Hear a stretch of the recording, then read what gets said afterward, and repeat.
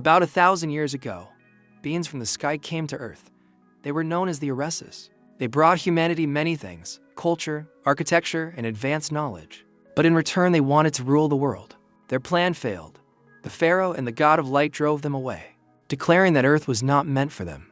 According to legend, the Orestes could only return when all the stars above the Egyptian pyramids aligned in a precise formation. When that happened, a beam of light would descend from the sky, forming a path for them to come back. To prevent this, the Pharaoh cast the land into eternal darkness and sealed it forever. However, followers of the Orestes still existed among humans. The king hunted them down and imprisoned them inside the pyramids. One final follower remained.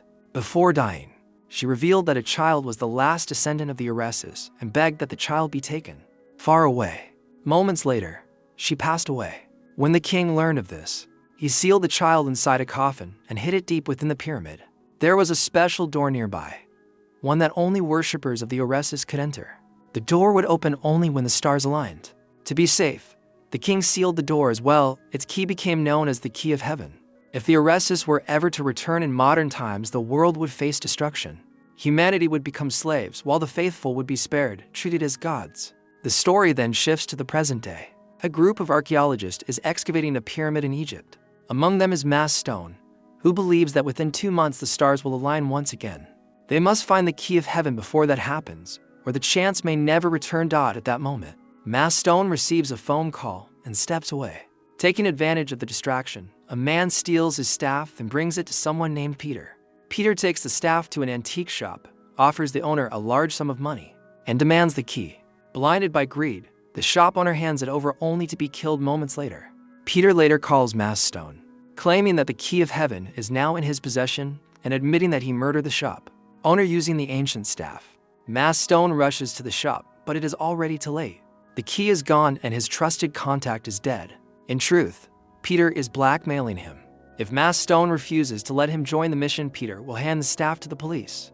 That would destroy Mass Stone's career and send him to prison for life. Desperate and trapped, Mass Stone seeks out a woman who can see the future. He asks her only one question: whether he will succeed. She answers yes, filling him with relief. But then she sees terrifying visions: fire falling from the sky, Earth consumed by death and destruction, and the Orestes returning.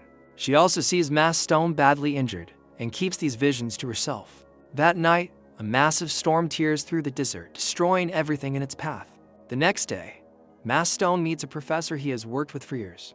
The professor reveals that the storm uncovered a previously hidden pyramid, one that appears far older than the others. Mass Stone is thrilled. This could be the pyramid they have been searching for all along. With time running out, he orders the team to find the entrance immediately. After that, Mass Stone sends his assistant to bring Sarah back from London. That same night, the professor continues working late when Elder arrives and urges him to go home. Worried about his declining health, Elder suggests delaying the mission for a few days, but the professor refuses, explaining that the alignment of the stars is an extremely rare event. The next morning, Elder returns to find the professor in much worse condition. The professor admits that he can no longer go to the site and asks Elder to take his place. He reminds Elder that for 10 years he has taught him everything he knows, and now it is time for him to step forward. Elder silently nods and accepts the responsibility. Meanwhile, Sarah arrives from London and is devastated to learn that her mother has died. She cannot understand it.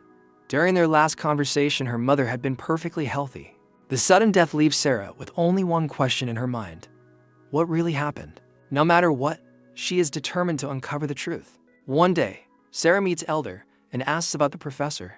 Elder explains that the professor is hospitalized in critical condition, which is why he has taken over the mission. Sarah mockingly says that they need a real expert, not a trainee. Deeply hurt, Elder says nothing and quietly walks away. When Sarah tells her father what happened, Mass Stone scolds her harshly. He orders her to apologize immediately and bring Elder back, reminding her that they truly need him. Reluctantly, Sarah calls Elder, admits she went too far, and apologizes. At first, Elder refuses to return, but out of respect for the professor, he eventually agrees. Soon, everyone involved in the mission gathers together. A new member joins the group, a man who has come all the way from India, known as Rohit. Mass Stone introduces him to the team. When Rohit notices the professor's absence, he is shocked, believing the mission cannot succeed without him. Mass Stone explains that the professor is ill and reassures him that Elder, his most trusted student, will take his place. The The team then moves toward the pyramid, where local guides and guards are already waiting. They prepare to enter, knowing that the long-awaited alignment will occur the very next day. Before going inside, Elder carefully examines the area the professor last identified. He believes it is the true entrance. After studying the symbols, Elder shares his conclusions with Mass Stone.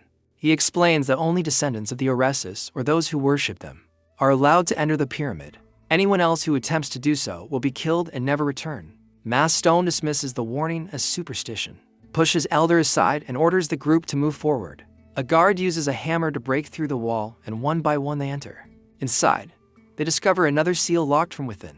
Mass Stone assumes that the builders sealed themselves inside long ago and died there. Peter suggests breaking the seal since it no longer serves a purpose. Mass Stone agrees, and they force their way deeper inside. Ahead of them lies a horrifying sight. Massive insect nests covering the walls. Everyone is stunned, unable to understand how living creatures could survive in a sealed chamber. To proceed, the nest must be destroyed. A guard begins clearing them, but this awakens the insects, which swarm and attack. The group retreats as one guard is killed, until another guard opens fire and wipes out the creatures clearing the path. Moving forward, they come across a golden statue. Without hesitation, Peter lifts it. Instantly, the entrance behind them slams shut, crushing a guard to death. When Peter places the statue back in its original position, the door slowly opens again. Witnessing this, Rohit warns the group that the place is nothing more than a deadly puzzle. He urges everyone to step only where he steps, explaining that the floor is made of alternating tiles and hidden gaps. One wrong move would mean instant death. Rohit leads the way, calculating each step carefully. At one point he nearly missteps, but Elder pulls him back just in time. The group then descends deeper through a series of stairs. Ahead, they find a massive stone carved with strange symbols. Rohit and Elder study the markings and soon realize they point toward a hidden path. They push the stone aside, revealing another staircase, and cautiously continue downward. Eventually, they enter a chamber resembling a burial room. This is the Queen's tomb, the very woman mentioned at the beginning of the story. Her coffin is entirely made of gold. While the others examine the chamber, Peter and a few men force open the coffin. Inside lies the Queen's mummy. Showing no respect, they drag it out and throw it aside, believing it has no value. What Mass Stone truly seeks is the Temple of Eresus, so he demands that Peter hand over the key of heaven. This act feels deeply wrong. The Queen was a crucial figure, and desecrating her remains is bound to bring consequences. Ignoring the warning signs, Mass Stone inserts the key into a special slot beneath the coffin. He knows this is the correct place because the mother of the last Eresus descendant was the final true worshipper, granted the sacred knowledge. As they move deeper, Mass Stone deliberately keeps Peter at the back, fearing his reckless behavior. Furious, Peter rushes forward and accidentally steps on the wrong tile. Instantly, the chamber seals itself shut.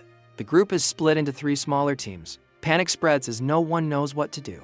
Elsewhere, a soldier walking with Rohit feels a violent shove from behind and falls into the abyss, dying instantly.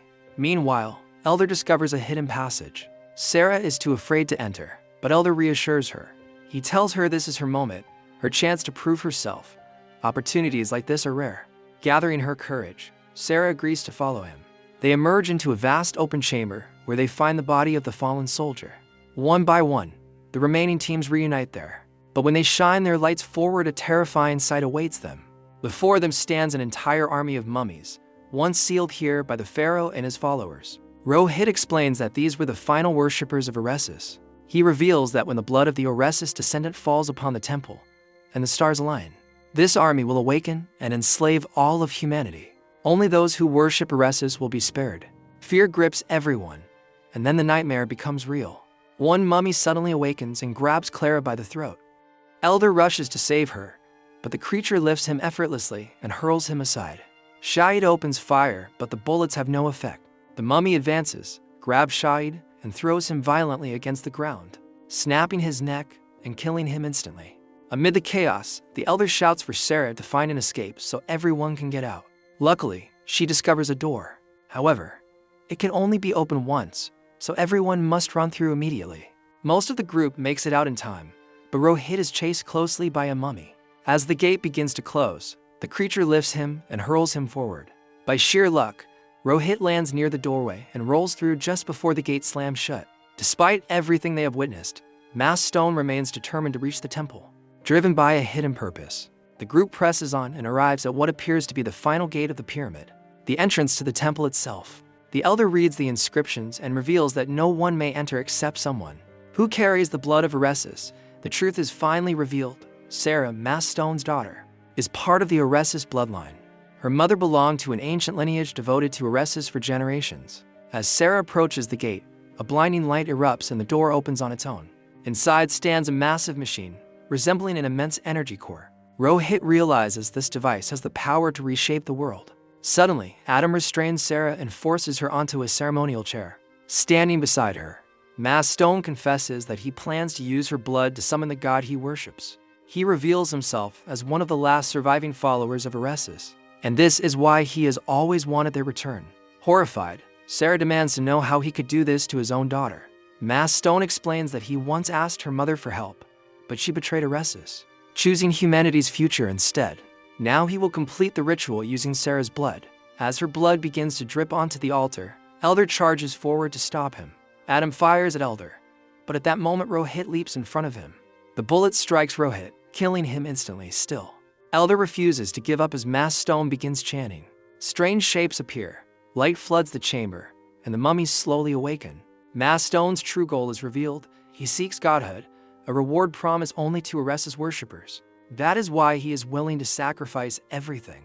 At the final moment, the Elder overpowers Adam. Sarah grabs the gun and, without hesitation, shoots her father, killing him. The ritual collapses midway, and the entire structure begins to crumble. There is no time left.